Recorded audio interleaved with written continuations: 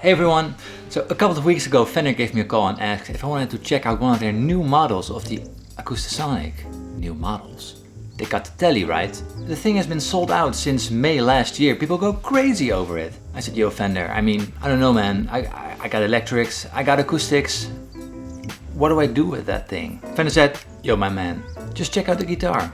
Anyway, I just got word that the guitar is arriving at my door today, so I hope to make a quick unboxing first impressions video of the new Acoustasonic before I'm gone. And let's see what the deal with these things is. Guess now we wait for that doorbell. I love the tracking, it says. Should be delivered before the end of the day. Sure. I don't know if it's so.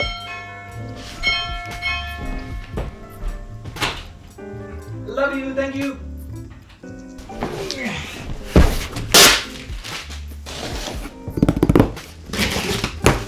It's a gig bag.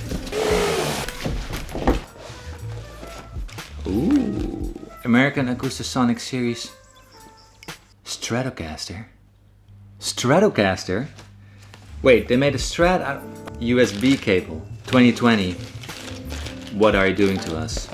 Bring your guitar and don't forget your charger. Let's see what it is. Let's go to the studio. Are you ready for the big reveal? It's a Strat. It's an Acoustasonic Strat. It's very lightweight, the guitar. It is an acoustic, right? So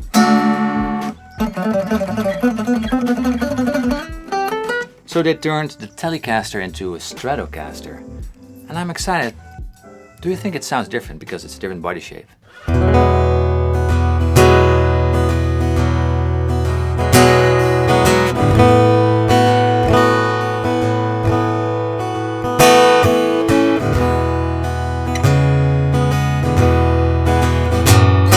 There's basically 5 different voices which you can select with the pickup selector. But supposedly this thing also has like an electric sound on board. So let's find that. It's position 2 and then B. So this should be a Fender electric clean.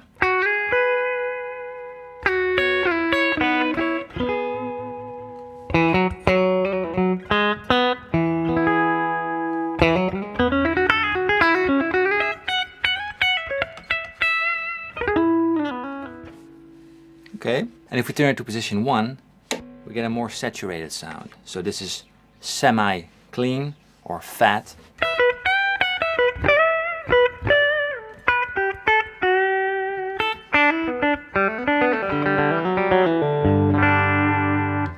And then we have dirty.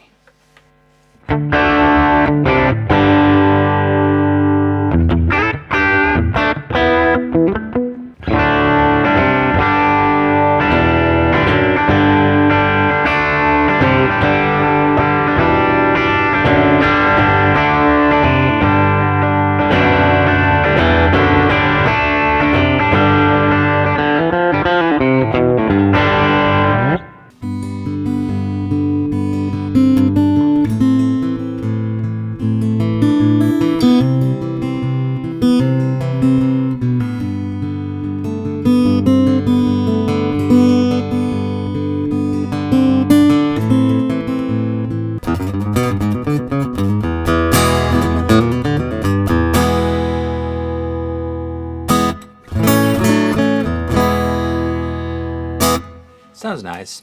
So a modern pop sound. So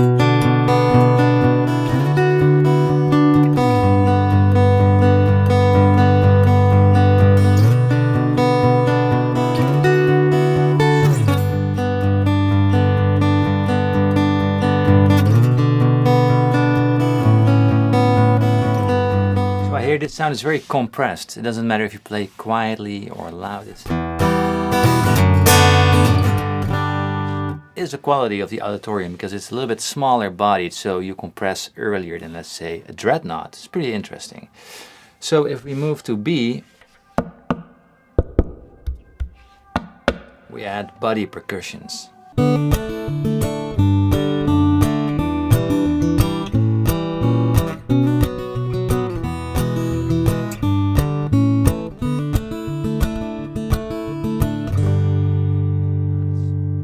than a big dreadnought guitar with Engelmann sprues, which resonates more than Sitka sprues, and deeper basses, I guess.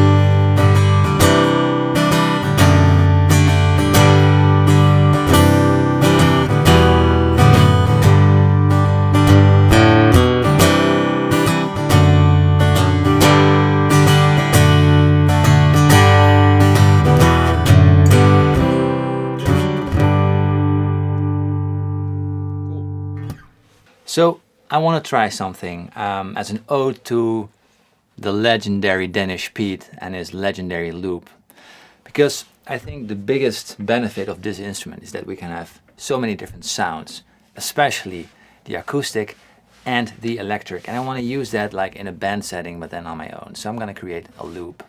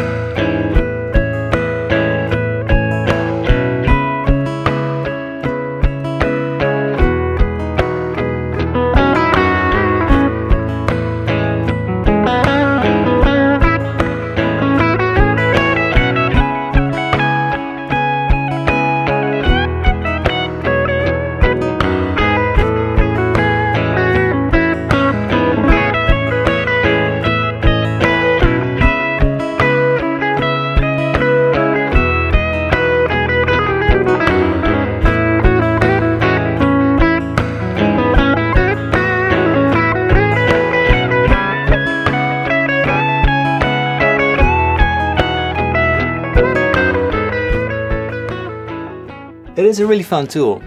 I like it. At least I can totally get why so many people like it. It is new, it is bold, and being bold can go two ways in this pretty conservative guitar world. And last year has proven that this is doing bold the right way. It's an optimistic idea that's done pretty neatly, I guess. But I've got some issues with it. When something tries to be an acoustic and an electric, concessions have to be made, and the question is, what are these concessions? I think acoustically it can sound pretty much like a plugged-in acoustic, which, I'll be honest, it's not my favorite sound. It also tries to mimic the acoustic microphone sound.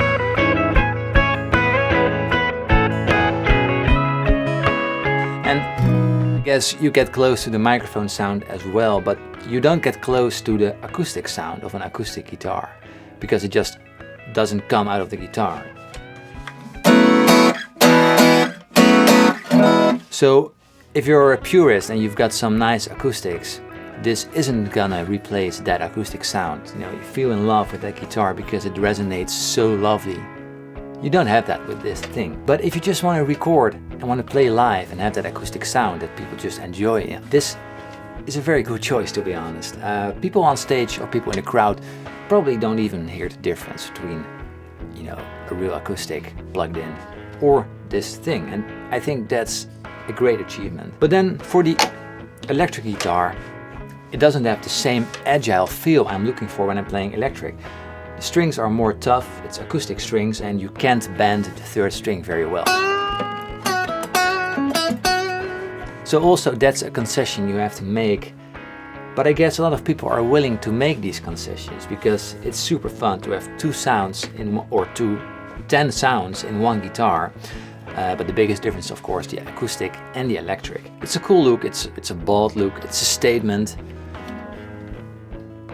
I think it's cool. The only thing I have to say, I mean, why not USB-C? I mean, I've been trying to ditch my USB micro devices for years and I'm getting pretty far, but now again, new guitar with micro USB. Come on, Fender, turn that into a USB-C so I can have one charger for everything. I don't want to bring an extra charger for my guitar, come on, let's be honest.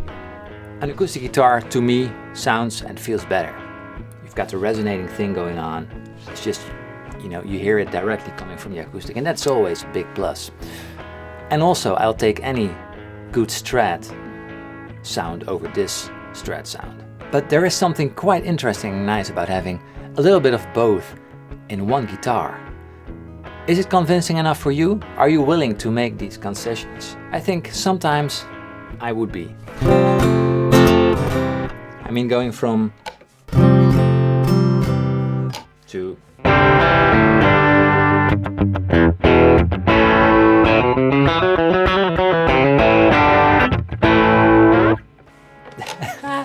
that is just fun. It makes me smile, and that's super important. It's fun. The looping was very fun to do. I mean, you can go so far with this guitar, and I think they nailed that. It's so fun and new, and that's why so many people are enjoying this guitar, I guess. It is super expensive. I know we didn't talk about the value that much, but that's not for me to decide. There is no comparison to this, so I can't say if it's worth it. Anyway, thanks Fender for lending me this guitar and checking it out. It's a very fun guitar, and thank you all for watching. Really appreciate it. So I hope you liked the loop. Thanks Dennis Pete for the inspiration. I hope to see you at NAMM, by the way. And catch you guys in the next video. Bye bye.